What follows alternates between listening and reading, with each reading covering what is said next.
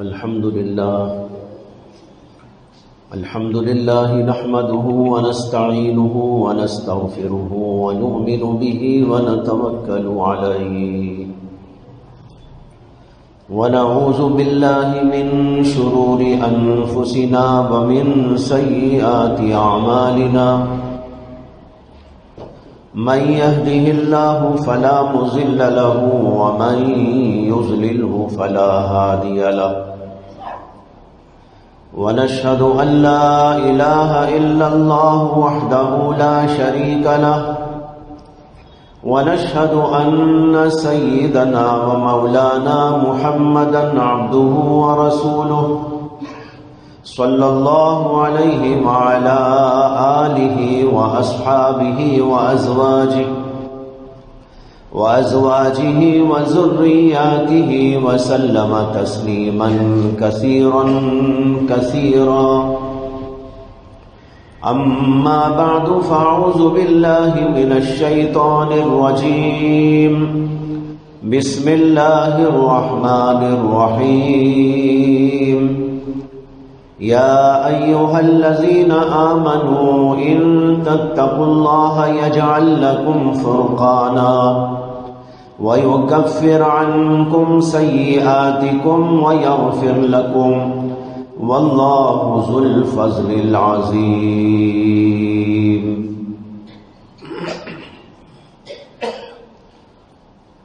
میں نے اس وقت آپ کے سامنے قرآن پاک کی ایک آیت تلاوت کی ہے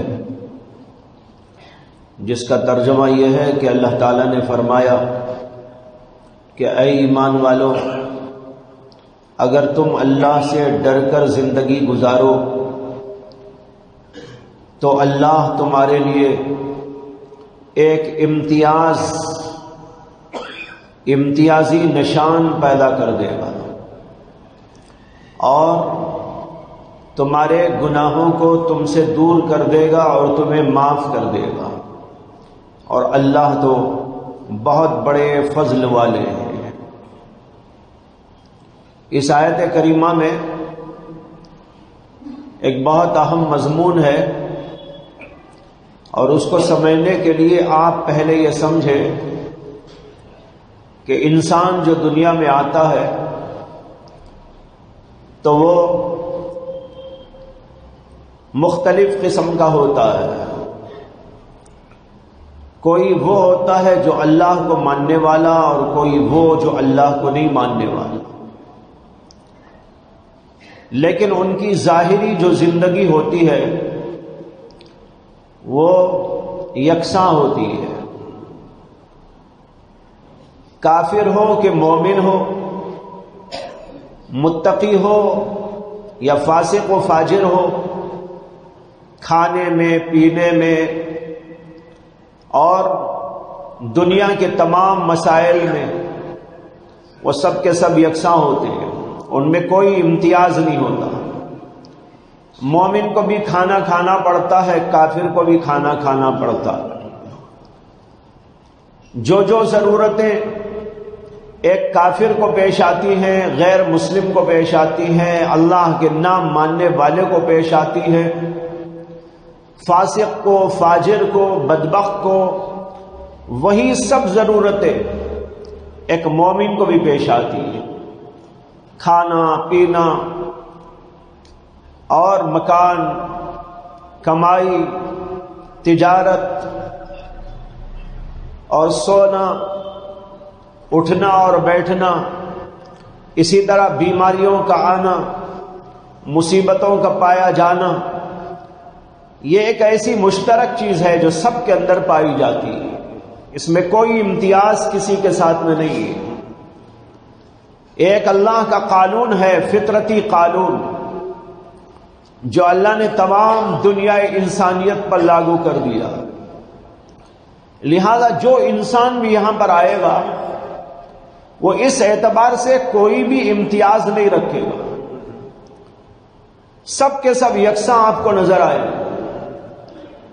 چنانچہ آپ دیکھ لیجئے کہ مومن بھی کھانا کھاتا ہے، کھانے کا محتاج ہوتا ہے، اور غیر مسلم کو بھی کھانے کی ضرورت پڑتی ہے۔ سونا ایک مسلمان کے لیے بھی ضروری ہوتا ہے، اور ایک عام کسی بھی انسان کو آپ دیکھیں تو وہ بھی سوتا ہے۔ اس میں امیر کا غریب کا بھی کوئی فرق نہیں، بادشاہ اور رعایا کا بھی کوئی فرق نہیں ہے۔ بادشاہ بھی کھاتا ہے، بادشاہ بھی سوتا ہے، بادشاہ بھی ہکتا مودتا ہے۔ تمام ضرورتیں جو انسانوں کو پیش آتی ہیں ان میں کسی کا کوئی امتیاز نہیں، یہاں تک کہ ہم یہ کہہ سکتے ہیں، اور ہے حقیقت، کہ انبیاء کرام علیہم السلام کو بھی ان نے کوئی امتیاز نہیں۔ حضرات انبیاء کرام علیہم السلام کھانا کھاتے تھے یا نہیں کھاتے تھے؟ ان کو بھوک لگتی تھی کہ نہیں لگتی تھی؟ سونے کے وقت وہ سوتے تھے یا نہیں سوتے تھے؟ کیا ان کو بیماریاں پیش آتی تھی یا نہیں پیش آتی تھی؟ کیا دنیاوی مصائب ان کو پیش آتے تھے یا نہیں پیش آتے تھے؟ یہ ساری چیزیں سب کے درمیان میں مشترک ہیں، اس کے اندر کوئی کسی قسم کا امتیاز نہیں۔ لیکن بھائیو، انسان میں اس اعتبار سے فرق ہے کہ ایک انسان اللہ کو ماننے والا ہے، تقوی و طہارت کی زندگی گزارنے والا ہے، اللہ کے احکام پر چلنے والا ہے، اور ایک وہ ہے جو نہ اللہ کو مانتا ہے، جو اللہ کے احکام پر چلتا ہے، نہ تقوی و طہارت اس کے اندر ہوتی ہے۔ اس اعتبار سے انسانوں کے اندر فرق، اور اسی فرق کی وجہ سے اللہ نے ان کو ایک امتیاز عطا کیا ہے، جو کھانے اور پینے کے لحاظ سے امتیاز نہیں، سونے اور اٹھنے اور بیٹھنے کے اعتبار سے امتیاز نہیں، دنیاوی مسائل اور دنیاوی مختلف قسم کی ضرورتوں کے لحاظ سے کوئی امتیاز نہیں، لیکن ایک اور امتیاز ہے، وہ امتیاز ایمان والے کو دیا جاتا ہے، متقی پرہیزگار کو دیا جاتا ہے، اللہ کے نیک بندوں کو دیا جاتا ہے، جو اللہ کے مطیع و فرما بردار ہوتے ہیں ان کو عطا کیا جاتا ہے۔ وہ وہی امتیاز ہے جس کا ذکر اللہ نے اس آیت میں بھی کیا ہے جو میں نے ابھی آپ کے سامنے پڑھی، اور اس کے علاوہ اور جگہ بھی اللہ نے اس کا تذکرہ کیا ہے۔ یہاں پر اللہ کہتے ہیں یا ایھا الذین آمنوا ان تتقوا اللہ، اے ایمان والو اگر تم اللہ سے ڈر کر زندگی گزارو، تقوی و طہارت کی زندگی گزارو، یجعل لکم فرقانا، تو اللہ تمہارے لیے ایک فرقان عطا کرے گا، ایک امتیاز عطا کرے گا۔ فرقان کے معنی آتے ہیں حق و باطل میں امتیاز کرنے کی صلاحیت، حق و باطل میں امتیاز کا ایک خاص ملکہ، اور اس کو ہم کہہ سکتے ہیں کہ امتیاز اللہ عطا کرتے ہیں، اس کو ایک امتیازی شان عطا کرتے ہیں جو غیروں کو نہیں دی جاتی، جو نہ ماننے والوں کو نہیں دی جاتی۔ اس کا ایک الگ امتیاز ہوتا ہے، اس کی ایک خصوصیت ہوتی ہے، اسے اللہ تبارک و تعالی ایک عجیب و غریب قسم کی صلاحیت سے نوازتے ہیں، جو اس کے ظاہر سے بھی نظر آتی ہے، اس کے باطن کے اندر بھی وہ رونما ہوتی ہے۔ ایسی صلاحیت اور ایک خاص امتیازی نشان اللہ اپنے خاص الخاص بندوں کو عطا کرتے ہیں۔ آج ہم لوگ اس امتیاز کے بجائے کوشش یہ کرتے ہیں کہ دوسری چیزوں میں امتیاز پیدا ہو جائے۔ کوئی چاہتا ہے کہ مجھے مال زیادہ مل جائے، میرا امتیاز ہو جائے گا، میری خصوصیت بڑھ جائے گی۔ کوئی چاہتا ہے کہ میں کوئی خاص ڈگری حاصل کر لوں، اور اس ڈگری کی وجہ سے مجھے ایک خاص امتیاز اور ایک خاص اختصاص اور خصوصیت حاصل ہو جائے۔ کوئی چاہتا ہے کہ مجھے کوئی منصب اور عہدہ مل جائے، اس عہدے اور منصب کی وجہ سے میں ایک امتیاز حاصل کر لوں۔ کوئی بادشاہ بن جانا چاہتا ہے، کوئی وزیر اعظم بن جانا چاہتا ہے، کوئی مال دولت والا بن جانا چاہتا ہے، کوئی ڈگریوں والا بن جانا چاہتا ہے۔ اللہ بتا رہے ہیں کہ ان میں کسی کا کوئی امتیاز نہیں، یہ تو سب میں مشترک۔ چنانچہ جو لوگ دولت کے پیچھے جاتے ہیں، اللہ انہیں کچھ دولت دے دیتے ہیں، دولت والے دنیا میں بہت، لیکن اس کی وجہ سے ان کا کوئی خاص امتیاز اللہ کی نظر میں نہیں۔ دنیا میں اللہ نے بہت مالداروں کو پیدا کیا ہے، ایسے ایسے مالدار بنائے کہ جن کی نظیر نہ تھی۔ اللہ نے قارون کا ذکر قرآن میں کیا ہے کہ اس کو اللہ نے بڑے خزانے دیے تھے، مال و دولت کے انبار اس کے لیے جمع کر دیے، اتنے خزانے دیے، اتنے خزانے دیے کہ ان خزانوں کو رکھ کر جو اس پر قفل لگا کر اس کی چابیاں اس کے پاس موجود تھی، وہ صرف چابیاں اتنی موجود تھی کہ اس کو اٹھانے کے لیے ایک بہت بڑی جماعت درکار تھی۔ اندازہ کر لیجئے کہ خزانے کتنے ہوں گے۔ خزانوں کی کنجیوں کا عالم ہے کہ ایک جماعت ناکافی ہے اور اٹھائے تو تھک جائے۔ اللہ نے قرآن میں فرمایا وَإِنَّ مَفَاتِحَهُ، کہ اس کے پاس اتنے خزانے اللہ نے عطا کر دیے تھے، لَتَنُوءُ بِالْعُصْبَةِ، کہ اگر اس کی کنجیوں کو کوئی اٹھائے تو ایک جماعت کی جماعت تھک جائے، جماعت تھک جائے، اتنے تو اس کی کنجیاں تھی۔ مفاتح کہتے ہیں کنجیاں۔ جب کنجیوں کا یہ عالم تو خزینوں کا عالم کیا ہوگا، کتنا خزانہ، لیکن اس کا خزانہ اسے کوئی امتیاز دنیا میں عطا نہیں کر سکا، بلکہ وہ تو دنیا کے اندر ہی ذلیل ہو گیا، خار ہو گیا، یہاں تک کہ اللہ نے اس کو زمین کے اندر دھسا دیا۔ قرآن میں اس کے بارے میں اللہ کہتے ہیں فَخَسَفْنَا بِهِ وَبِدَارِهِ الْأَرْضِ، ہم نے اس کو بھی اور اس کے پورے گھر کو اس کے پورے خزانوں کے ساتھ زمین کے اندر دھسا دیا۔ حدیث میں آتا ہے کہ اللہ کے نبی صلی اللہ علیہ وسلم نے فرمایا کہ آج بھی وہ نیچے دھستا جا رہا ہے، معلوم نہیں کہاں تک اللہ اسے دھسا دے رہے، قیامت تک یہ سلسلہ جاری رہے گا۔ اللہ نے فرعون کو بڑی دولت دی، بہت بڑی طاقت بھی دی، خزانوں کے خزانے عطا کیے، حکومت و طاقت اللہ نے بے پناہ اس کو عطا فرمائی، اور اس کا دماغ اوپر ہو گیا اور اس نے اپنے آپ کو بہت بڑا سمجھ لیا، اللہ سے مقابلے پر اتر آیا۔ نتیجہ اس کا کیا ہوا سب جانتے ہیں۔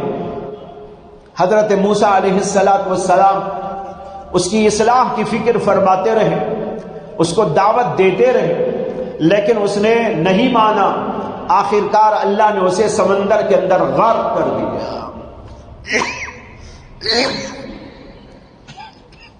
حامان وزیر تھا، فرعون کا وزیر، بہت کر و فر والا، لیکن ذلیل و خوار کر دیا گیا۔ تو نہ مال والا، نہ حکومت و طاقت والا، نہ عہدے اور منصب والا، اور نہ دنیا کی کاریگری اور دنیا کے مختلف قسم کے فنون والے، یہ بھی دنیا میں بچ نہ سکے ہیں۔ قرآن کے اندر موجود ہے کہ قوم سمود بہت طاقتور بھی تھی، اور طاقتور ہونے کے ساتھ ساتھ بڑی صلاحیت مند بھی تھی، اور اس کی صلاحیت یہ تھی کہ وہ اس زمانے کے گویا کے سائنٹسٹ تھے، اس زمانے کے گویا کے سائنٹسٹ تھے، اس زمانے کے فنون سے بہت اچھی طرح آگاہ تھے۔ اللہ نے قرآن میں بتایا ہے وَتَنْحِتُونَ مِنَ الْجِبَالِ بُيُوتًا، پہاڑوں کو کھود کر، پہاڑوں کو تراش کر اس کے اندر گھر بنایا کرتے تھے۔ ایک کاریگری ہوئی کہ نہ ہوئی؟ اب یہاں دنیا میں کوئی سائنٹسٹ ایسا مکان بنائے تو لوگ کہتے ہیں بھائی واہ واہ کیا بنا دیا۔ اللہ کہہ رہے ہیں کہ میں ان کی واہ واہ کر رہا ہوں۔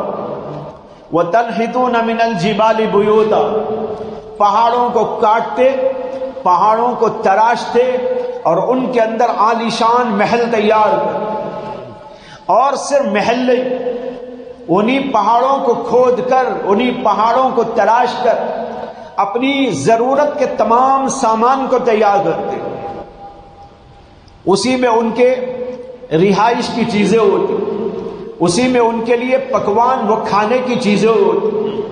چنانچہ آج تک ان میں سے کچھ چیزیں دنیا میں موجود ہے، جہاں ان کی بستیاں تھیں وہ بستیاں آج بھی دنیا میں موجود ہیں، اور وہاں پر ان کے وہ ساز سامان جو انہوں نے بنائے تھے، اور ان کے وہ عجیب و غریب گھر اور محلات جو پہاڑوں کو تراش تراش کر بنایا تھا، انتہائی خوبصورت اس زمانے کے لحاظ سے اور بڑے عالیشان، وہ بھی آج تک دنیا میں موجود ہے۔ وہ قوم دنیا سے ناپید ہو گئی، اللہ نے اس کو ناپید کر دیا، لیکن لوگوں کی عبرت کے لیے اللہ نے ان کے ان مکانات کو رکھا ہے، ان کی بعض چیزوں کو بھی ابھی تک رکھا ہے۔ جن علاقوں میں ان کے اوپر عذاب آیا تھا وہ آج تک غیر آباد پڑے ہوئے۔ حدیث میں آتا ہے کہ نبی اکرم صلی اللہ علیہ وسلم جب غزوہ تبوک کے لیے تشریف لے گئے تھے تو راستے کے اندر قوم سمود کی وہ بستیاں آئیں جہاں کبھی اللہ کا ان کے اوپر عذاب آیا تھا۔ بعض صحابہ کرام اللہ کے نبی علیہ الصلوۃ والسلام سے آگے آگے جا رہے تھے، انہی بستیوں کے اندر سے گزر رہے تھے، اور وہاں پر ایک جگہ پر ایک کنواں آیا تو ان صحابہ کرام نے اس کنویں سے پانی نکالا، اور انہوں نے سوچا اللہ کے نبی بھی اور صحابہ پیچھے آ رہے ہیں، کچھ جلدی جلدی کھانا تیار کر دے، کچھ روٹیاں تیار کر دے۔ انہوں نے پانی نکالا اور آٹا گوندھا، ابھی وہ گوندھ رہے تھے، اللہ کے نبی علیہ الصلوۃ والسلام تشریف لے آئے، اور آپ کے آنے کا انداز بڑا عجیب و غریب تھا۔ آپ اپنے سر کے اوپر رومال ڈالے ہوئے تھے، سر کو جھکائے ہوئے تھے، آپ کے جسم پر کپ کپی طاری تھی، اور وہاں سے گزرتے ہوئے روتے روتے جا رہے تھے، اور اللہ سے پناہ مانگتے ہوئے اور اللہ تعالیٰ کے عذاب سے پناہ مانگتے ہوئے گزر رہے تھے۔ جب ان صحابہ کرام کو اللہ کے نبی نے دیکھا یہ لوگ وہاں بیٹھ کر کچھ پکوان کر رہے ہیں، تو اللہ کے نبی صلی اللہ علیہ وسلم نے فرمایا یہاں سے جلدی سے چلو، یہ وہ جگہ ہے جہاں پر قوم عاد و سمود کے اوپر کبھی عذاب نازل ہوا تھا، اور عذاب کے اثرات ابھی تک یہاں پر باقی۔ آپ سب جھکائے ہوئے عاجزی انکساری کے دور رو رہے تھے اور بڑھتے چلے جا رہے تھے۔ صحابہ کرام سے کہا جلدی جلدی یہاں سے نکل جاؤ، تو وہ بستیاں آج تک موجود ہیں اور ان کا کچھ ساز و سامان بھی موجود، لیکن بھائی ان کی ٹیکنالوجی تو انہیں کوئی کام نہ آئی۔ ان کی ٹیکنالوجی سے انہوں نے اپنے اوپر آنے والے عذاب کو تو نہ روکا۔ ہاں اگر کوئی سائنٹسٹ اور کوئی ٹیکنالوجی کا ماہر ایسی ٹیکنالوجی تیار کر لے جس کی وجہ سے خدا کی طرف سے آنے والے عذاب کو وہ روک سکتا ہو، تب تو مانا جائے کہ ہاں بھائی بہت کچھ کر لیا۔ لیکن کیا کوئی اللہ کے عذاب کو روکنے والی ٹیکنالوجی ہے؟ کیا اللہ کے عذاب سے اپنے آپ کو بچانے کی کوئی ٹیکنالوجی آج تک کسی سائنسدان نے تیار کی ہے؟ کسی کا مال، کسی کا عہدہ، کسی کا منصب، کسی کا علم، کسی کی لیاقت، کسی کا تجربہ، کسی کی ٹیکنالوجی، کسی کا سائنس اگر کسی نے بچایا ہو اب اللہ کے عذاب سے اور آنے والے ان قدرتی حوادث سے، تب تو مانا جائے۔ لیکن ساری دنیا جانتی ہے اور ساری دنیا مانتی ہے یہ تمام کی تمام چیزیں اللہ کی قدرت کے سامنے ناکام ہو جاتی۔ کورونا آیا، دنیا میں سائنٹسٹ تھے یا نہ تھے؟ دنیا میں ٹیکنالوجی کے ماہرین تھے یا نہ تھے؟ دنیا کے اندر بڑے بڑے علم کے حاملین تھے یا نہ تھے؟ دنیا کے اندر بڑی بڑی حکومتیں وہ طاقتیں تھیں یا نہ تھیں؟ امریکہ بھی موجود، آپ کا برطانیہ بھی موجود، آپ کا فرانس بھی موجود، آپ کی اٹالی بھی موجود، اور ساری دنیا موجود، لیکن ساری دنیا کو ایک چھوٹے سے جرثومے نے تہس نہس کر رکھ دیا۔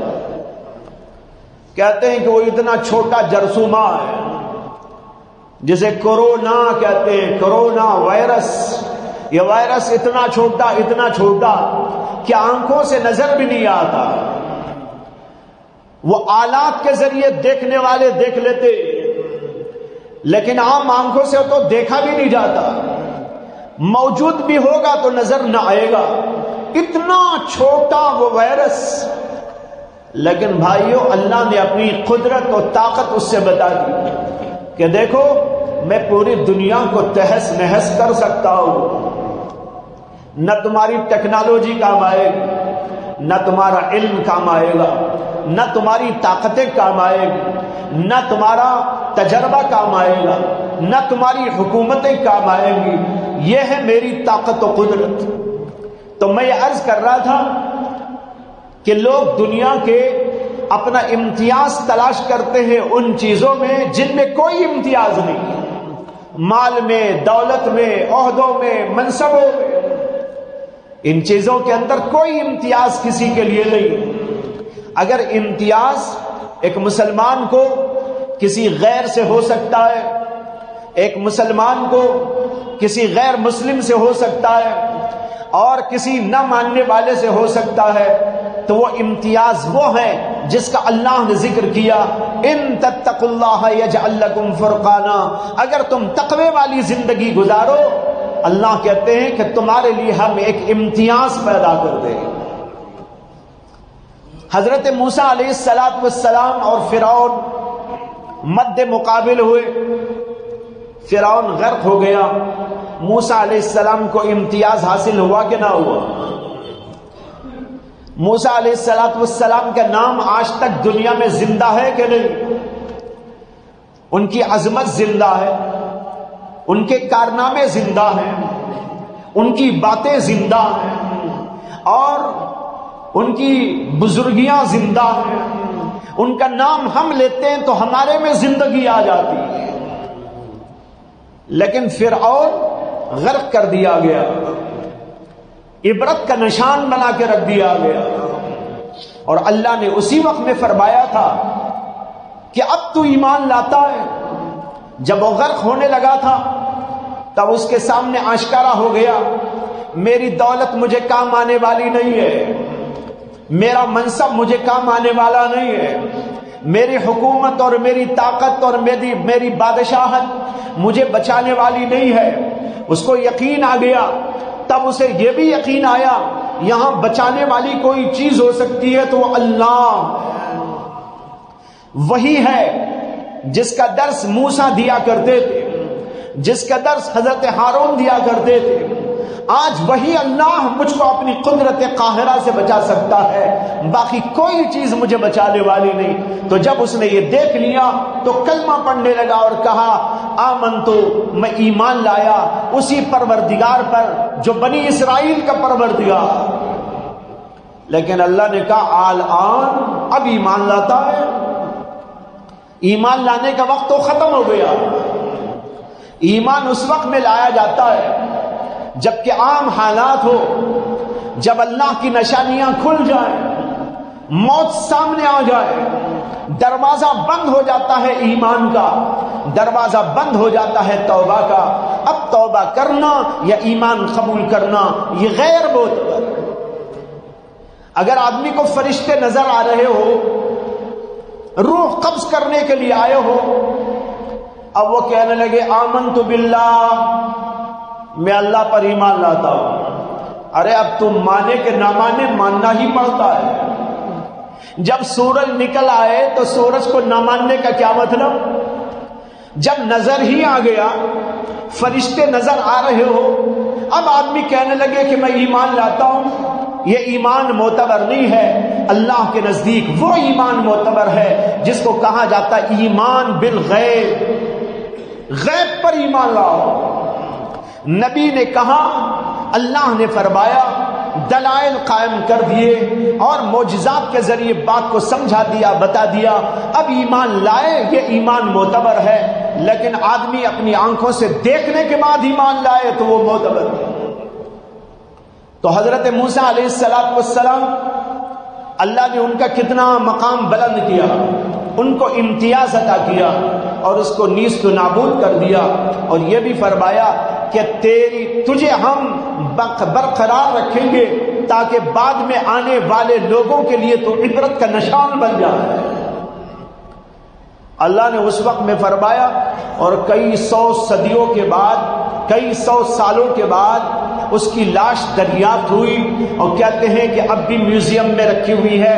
مصر کے اندر لوگ جاتے ہیں، تماشا دیکھ کر آتے ہیں، اس کی لاش موجود ہے، اس کی لاش کو دیکھ کر عبرت حاصل کی جا سکتی۔ فَالْيَوْمَ نُنَجِّيكَ بِبَدَنِكَ لِتَكُونَ لِمَنْ خَلْفَكَ آیَةً، اب تیری لاش کو، تیرے جسم کو ہم برقرار رکھیں گے۔ بِبَدَنِكَ، کیوں؟ لِتَكُونَ لِمَنْ خَلْفَكَ آیَةً، تاکہ تیرے بعد آنے والے لوگوں کے لیے تو عبرت کا نشان بن۔ اب جا کر دیکھو، لاش پڑی ہوئی ہے۔ ایک زمانہ تھا کہ کیا کرو فر تھا، ایک زمانہ تھا کہ فرعون کیسا دنیا کے اندر ناچ رہا تھا، اپنی طاقت کے بل بوتے کیسے کیسے دعوے کر رہا تھا، لیکن اب جا کر اس کی لاش کر دیکھو، اللہ عبرت کا نشان بنایا ہے۔ اے طاقت والو، تمہاری طاقت تمہیں بچا نہیں سکتی، اے حکومت والو تمہاری حکومت تمہیں بچا نہیں سکتی، اے علم و فن والو تمہارا علم و فن تم کو بچا نہیں سکتا، جب تک تم میرا دامن نہ تھامو گے تمہیں کوئی چیز بچانے والی نہیں۔ ابھی میں ایک سفر میں گیا تھا، طویل سفر پر، دلی، یو پی اور اس سے آگے پنجاب میں حضرت شیخ احمد سر ہندی مجدد الفسانی رحمت اللہ علیہ گزرے ہیں۔ ان کی بستی کا نام ہے سرہند، جہاں ان کا مزار موجود ہے، وہاں بھی جانا ہوا۔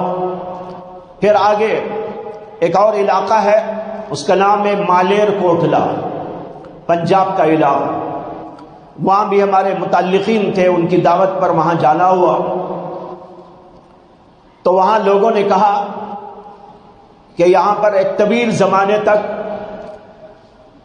نوابوں کی نوابی چلتی رہی، اور ان کے محلات تو جو اب کھنڈرات کی شکل میں ہیں وہ بھی موجود ہیں، اور یہ بھی بتایا کہ نوابوں کا جو آخری تاجدار تھا، جس کا نام تھا نواب افتخار علی خان، اس کی بیگم ابھی 100 سال کے قریب اس کی عمر ہے، وہ بھی ابھی زندہ موجود ہے۔ افتخار علی خان نواب تھے، یہ آخری نواب وہاں پر گزرے، ان کی بیگم ابھی تک موجود ہیں، زندہ ہیں، لیکن بہت بڑی عمر ہے ان کی، فریش ہیں، بیمار ہیں۔ تو وہاں پر چلتے ہیں دیکھنے کے لیے، تو خیر وہاں پر گئے، وہ کھنڈرات کی شکل میں محل ان کا موجود ہے، وہ بھی عبرت کا نشان۔ کسی زمانے میں تقریباً 200 سے 300 سال تک ان کی نوابی کا دور گزرا، پیڑھی در پیڑھی، پیڑھی در پیڑھی۔ سب سے پہلا جو نواب تھا وہاں کا، ان کا نام ہے نواب شیر علی خان، پھر اس کے بعد ان کی اولاد در اولاد یہ سلسلہ چلتا رہا، پیڑھیوں در پیڑھیوں۔ افتخار علی خان پر جا کر وہ ختم ہو گئے۔ عبرت کا نشان وہ محل بنا ہوا، وہاں سیکیورٹی موجود ہے جو حکومت کی طرف سے مقرر ہے۔ بہرحال ہم لوگ گئے اور دیکھا، تو جو لوگ ہمارے ساتھ میں تھے انہوں نے کہا کہ افتخار علی نواب صاحب جو تھے ان کی بیگم موجود ہیں، ان سے ملاقات کر لیں۔